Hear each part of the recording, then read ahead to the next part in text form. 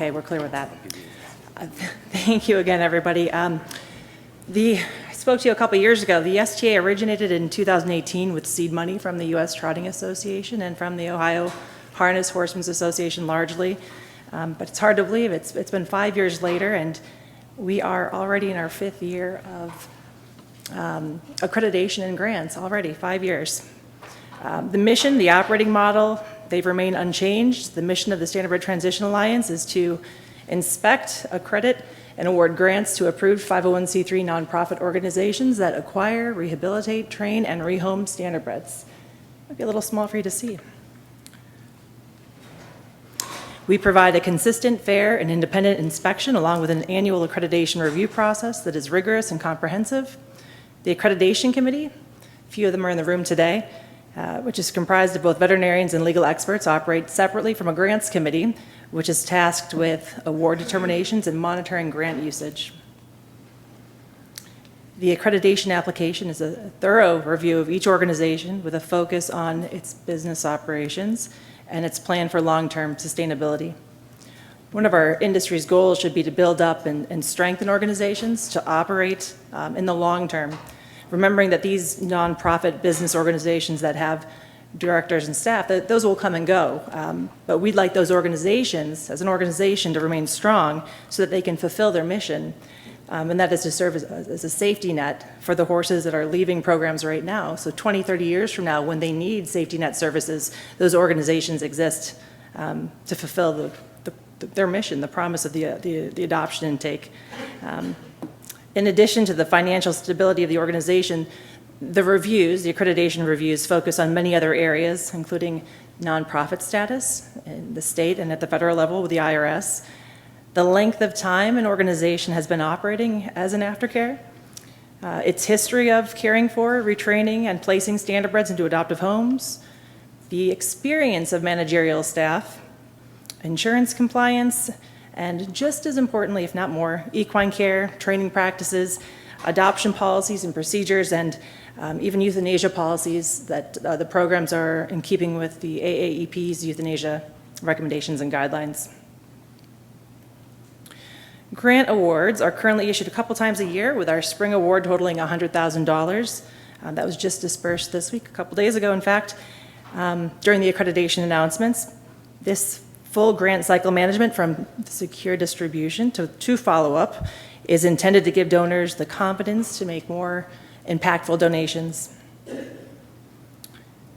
This year, in 2024, we have the following organizations that have successfully passed the annual accreditation requirements, and they are eligible for grants for the rest of this year. Those are Futures for Standardbreds, Happy Trails, New Vocations, Purple Haze Standardbred Adoption Program, and Sunshine Horses. This is a graph of our grant disbursements by year since inception. So the first year that we started, 2018, that was an organizational year. 2019, we collected applications, and 2020 was the first year that we issued accreditation and grants. So you can see, you could see the pattern here. The COVID year, with the uncertainty and the racing shutdowns, those did affect us, and we were just getting underway. So it was a poor time for COVID to come along. Even still, we've managed to slowly and surely make progress. Steady gains in revenue each year, and the grant correlation is apparent here. This year, 2024, the board has authorized $250,000 in payouts to be issued this year. So that's fantastic. Where does the STA revenue come from? From charitable contributions from industry participants. So you see here, the U.S. Trotting Association is a huge part of that. The horsemen's associations, the racetracks, the casinos, farms, businesses, individuals, they all play a part. It's a public charity. So the STA and the STA accredited organizations, those grant recipients are hugely indebted to everybody in this room that contributes or helps spread the mission and increase contributions for next year. I have a couple of side notes to mention, and some of it was touched on. There are many individuals and entities that choose to make their contributions directly to their local aftercare groups, and that is many times fine, most instances, but caution is advised. The STA was developed out of a need for this cautious review, and it's all, I think, all but impossible for an individual to do that vet work on organizations themselves. So there's a level of, there's just the documentation and a level of review that's happening with that accreditation committee. I think everyone in the room should be very confident that these programs are being screened. And actually, I was at the TAA gave a presentation the other day, and they mentioned one of their programs said that they would more willingly go through an IRS audit than through a first-year TAA accreditation ever again, if that's any indication of how it's somebody else in this room. It was like 100 hours the first year, a minimum of 100 hours the first year. They went to fill out all the documents and the paperwork and the supplementary materials, and they even had it all on file, but it's a lot of work. So those programs that we shared a few slides ago, they should really be commended for having fantastic programs and doing the work and providing everything that we need to make the accreditation determination every year.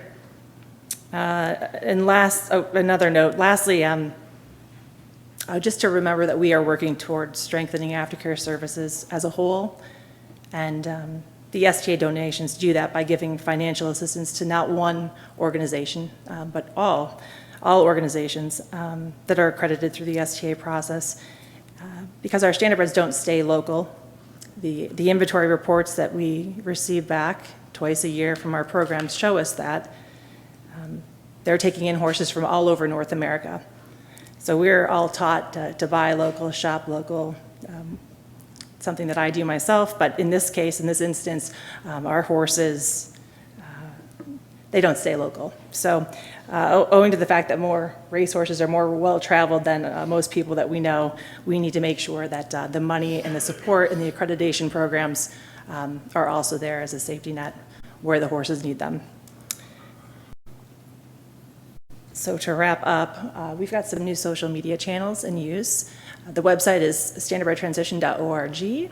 Those are our, if you can see them, those are our social media handles right now. Please follow us, share, like, subscribe, and please also reach out to me. I'm here this weekend. There's many directors, STA directors here in the room, if you can read that list, including our newly elected Board President Don Marine, who's been very active, staunch, important supporter of aftercare for these many years, decades perhaps, and we are profoundly grateful for him in the room today. So with that, if there's no questions, thank you very much. Ivan. What's, for the organizations that you accredit, what's the primary services that they provide for the horses? That's interesting because it's changing, I think.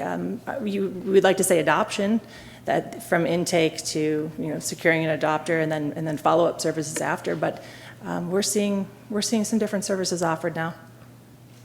It's morphing. For instance, just a couple examples. There's a nationwide movement to hay bank castration assistance, euthanasia assistance. There's foster facilities. So it looks a little bit different. And the realization is you don't really want to have a horse come into your program. So if there's services you can offer to keep a horse that's at risk in a safe place in their home with an adopter, or make like a direct connection between adopters without having to bring them back into your facility, that's extremely wise. Horses are expensive. So we're seeing it change, but the services are still being provided. Thank you.